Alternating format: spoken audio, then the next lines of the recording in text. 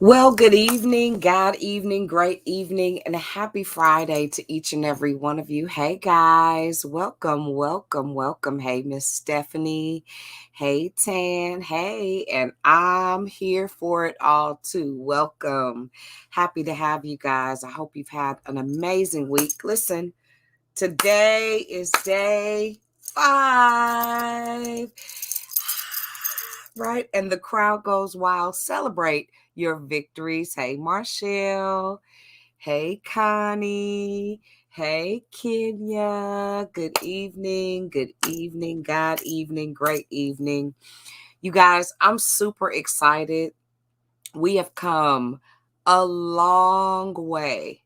By now, listen, your hearing should be clearing up. Your thought processes should be clearing up. Your heart and your mind, hey, Gigi, should be clearing up.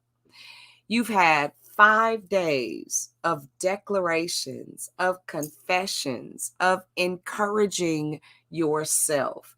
You've had 5 days of not cramming yourself with a bunch of junk food and things that you know are not good for you. You've had 5 days of some type of physical momentum and movement. Listen, that is a big deal. Just to give a quick recap, on Monday, we jump started with Samantha Wise.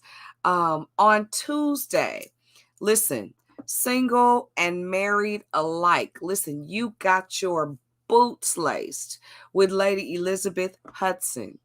On Wednesday, Simone, I know made you uncomfortable with Wealthy Wednesdays. You should by now have turned in your homework. You should have completed your questionnaire, and she literally wants them back. We want to be able to give you some empowering tools, hey D, to not just walk away with, but for real, to equip you with on a whole new level. So you should have turned in your financial assessment paperwork. Now listen, we keep posting all these good plates, all these good workouts. I have yet to see a credit score. Yep, I asked for it. And I promise we're going to get to Miss Vernice Cooper in just 1 second. But I got to say something. I made sure that today I took the time to make sure that you guys could access the replays, the daily declarations, the scriptures to recite, your meditations, your confessions. If anybody has any trouble, please, ma'am, please, sir, let me know. But otherwise, you should be able to go directly to your online, the online group information, go to announcements, and everything you need is right there. I sent out homework this morning. This morning's homework required you to be responsible. I won't tell you the details, but what I will say is we'll have a whole entire conversation about it. Once that homework is complete, and I won't even say what it is because many of you that are watching probably haven't completed it yet. Super important, and I promise you will thank me later. Extremely uncomfortable, but I assure you it will bless your life if you let it. Listen, that being said, I'm beyond excited to introduce some and to present to others on this Radical Recovery Friday, Miss Vernice Martin Cooper, LCSW, an addiction specialist, a recovery coach, grief therapy, author of Vacate Victimville, and so much more. A wife, a sister, a mother, a friend, all kinds of different things. And tonight she's going to encourage, inspire, and equip you. So listen, get your notebook, get your heart and your mind ready. Let's go to this ridiculously radical recovery. All right, y'all ready? Let's do it.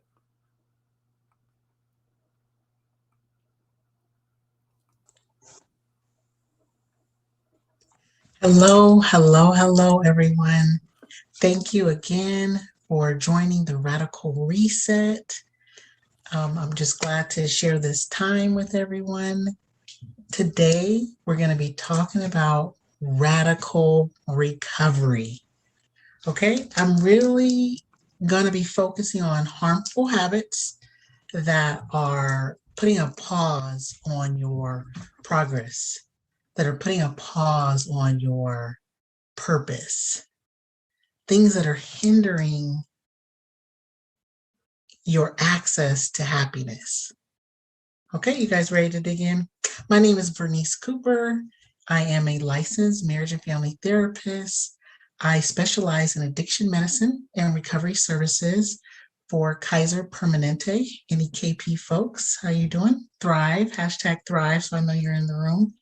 But I'm here today to talk about our relationship with addiction and other harmful habits. So hope you're all ready. If there are any note takers in the room, please grab your pens because we're going to go ahead and dig in. All right. So the first thing I usually hear when I talk about addiction, the first thing that people tell me is, I'm not an addict. Okay, cool. I'm going to meet you there. You're not, I can work with people not being an addict. Because here's the thing, in the recovery community, what we've been told for many, many years is that you're an addict, and once an addict, always an addict. So I started to talk to patients about a different way to see addiction, more as a relationship instead of a label that they have to own and carry forever. So when people say I'm not an addict, listen, if you're on here like, yes, I'm not an addict either. There might be some times we can test what that addiction, what that relationship with addiction looks like. However, yeah, I can deal with that. For the non-addicts in the room, welcome. But I will talk about your relationship with addiction. I don't always agree with the term being used in the rooms. I'm an addict, but I understand the value in the AA, Alcoholics Anonymous recovery community, and in the NA recovery community. So I do respect those communities, highly respect. I still send people their way, but I just want to talk to you all about addiction from a very different perspective. Also, you don't have to prescribe to any notion that you are what you do, right? And for the believers who are watching this, the price has already been paid for you. So you are not an addict. But however, perhaps you may be in a relationship with addiction.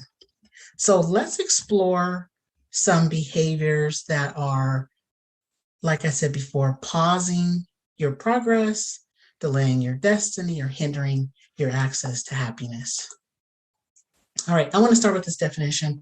The American Society of Addiction Medicine has this definition, and it really is referring to chemical dependency, right? It says addiction is a treatable, chronic medical disease involving complex interactions among brain circuits, genetics, the environment, and an individual's life experiences.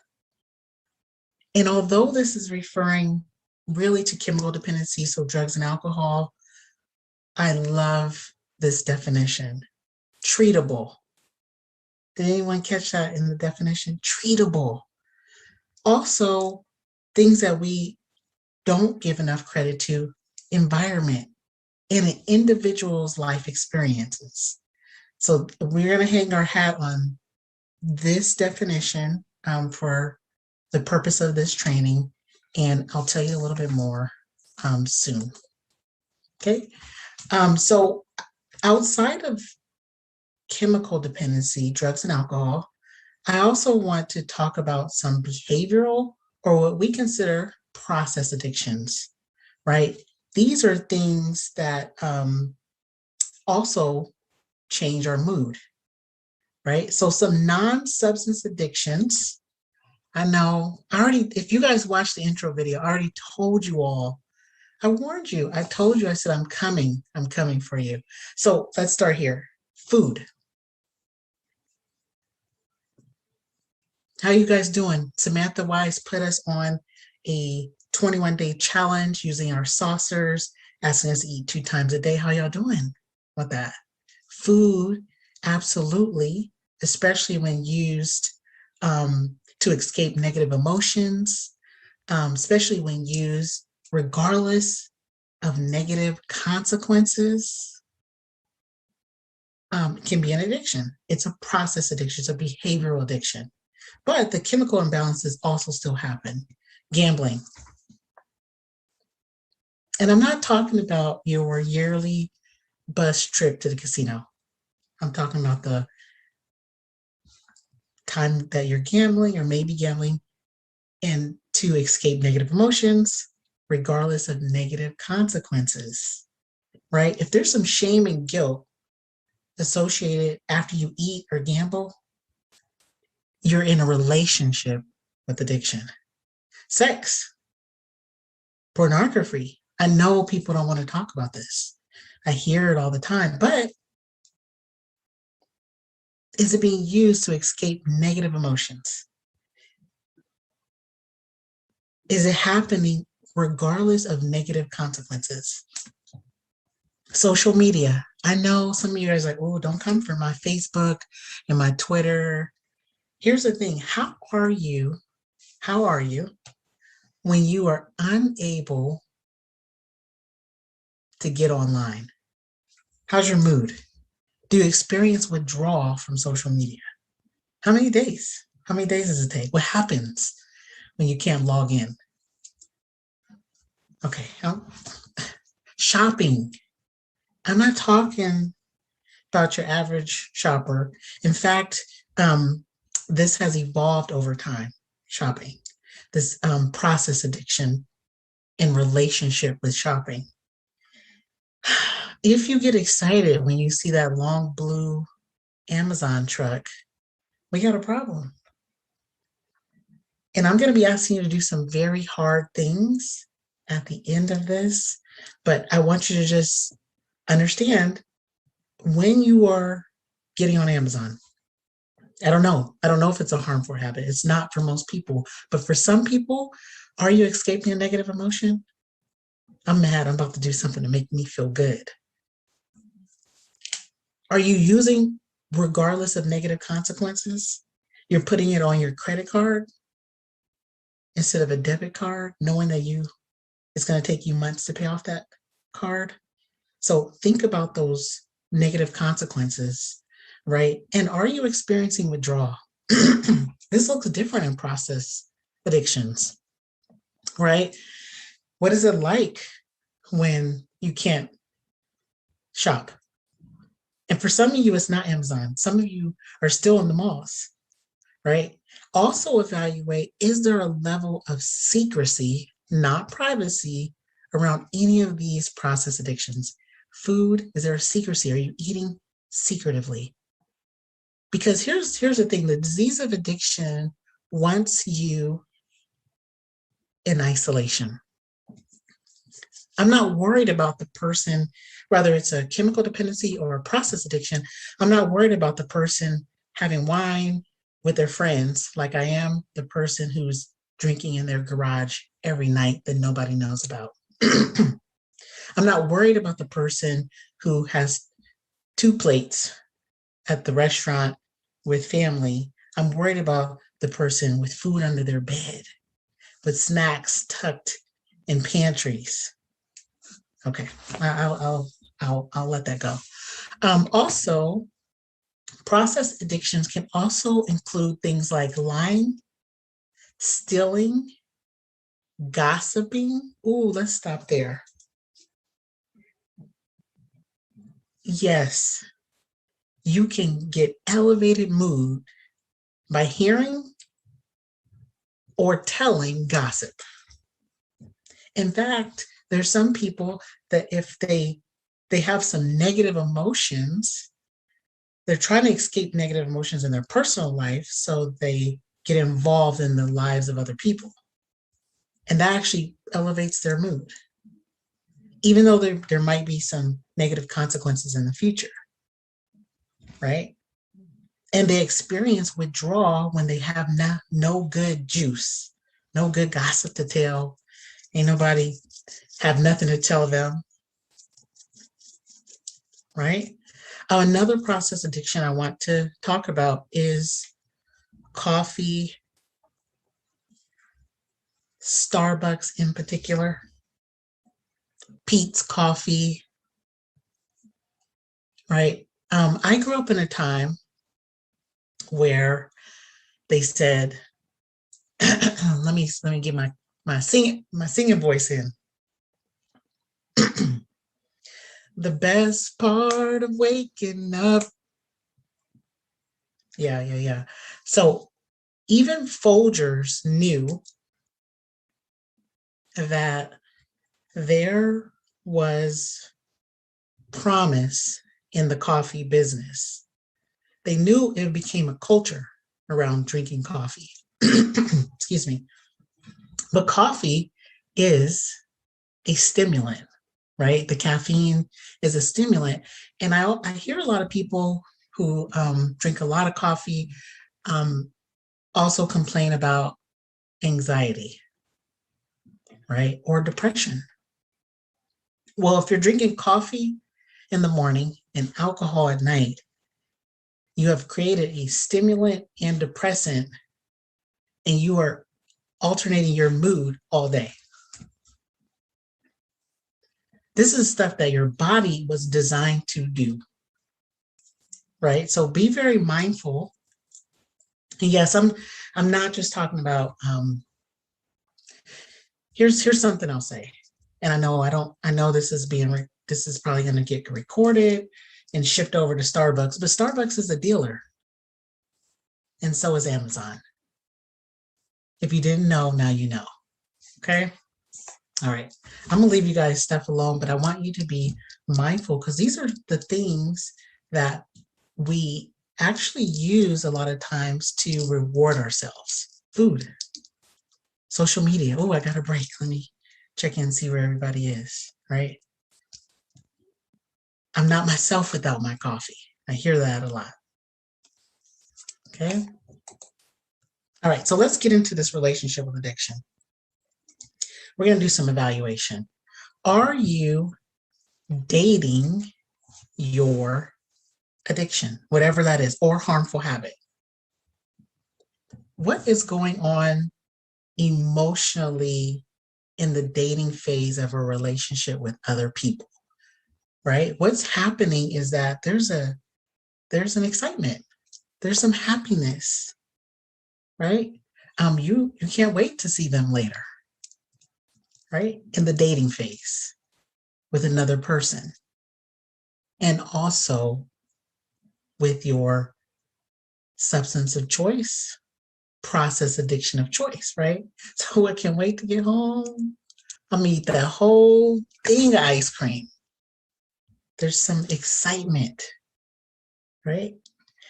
What do you need to know about the other person? So let's talk about it from relational interactions with another person, right? When you're dating another person, you're curious about their hopes, their dreams, their past relationships.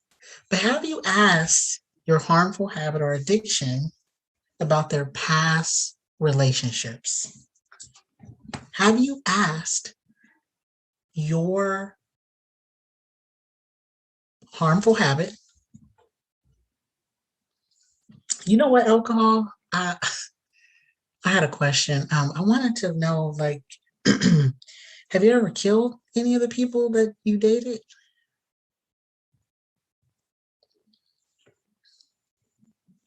Starbucks. Starbucks. I wanted to know, like, has have you ever like caused a panic attack or anxiety attack if someone's like drinking too much coffee or doesn't have it? Do you, right? I mean, we don't ask the same questions, and I want you to have the same level of curiosity with your harmful habit. What are their past relations? What are their hopes and dreams for your life? Right? What is what is what are the what does your addiction have in store for you? Does it care about your hopes and dreams? These are the things that I want you to ask. Right? Hey, Starbucks, will this double shot increase my anxiety? And finally, in the dating phase, I want to know, just want to know if you're dating your addiction, right? If you're in a relationship, in a dating relationship with your addiction, are there any red flags? Hey, food, do you have a history of abuse? Have you like ever made anyone have high blood pressure, hypertension, diabetes? Hey, Louis Vuitton, do you have a history of taking money from people who can't afford your brand? Um, hey, casino, do you have a history of keeping working folks in a perpetual state of poverty? Right? These red flags that we're ignoring in the dating phase, even as it relates to the disease of addiction. So the next phase of addiction is after the dating is the marriage, right? And here's the question I pose when I talk to patients is, who proposed? Since dating, what changed? Right? Are you comfortable? Have you gotten to a routine?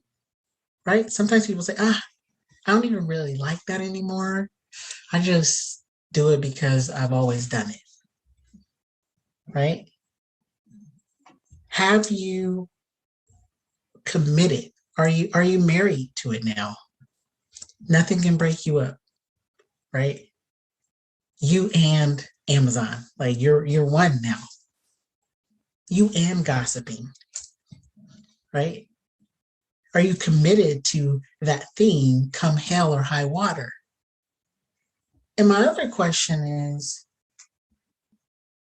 in the context of a relationship, is the addiction faithful to you? Ask your harmful habit, hey, social media, I heard you're dating like 50 billion other women, right? And that's why I asked who proposed, right? Because it's very often the disease of addiction is so tricky that although it's causing harm, you'll be the one to propose because it's comfortable, right? This is why addiction is so intrusive in marriages and relationships. Because a lot of men that I've worked with have said, my wife, she's always bugging me about drinking.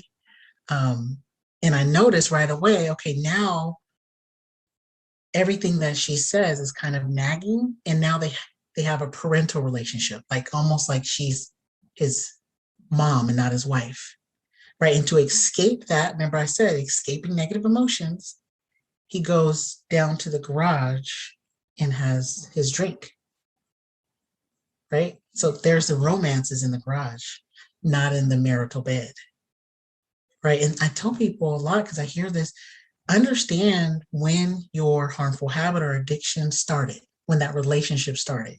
Because some people have been in a relationship with addiction longer than they've been in a relationship with their spouse or partner.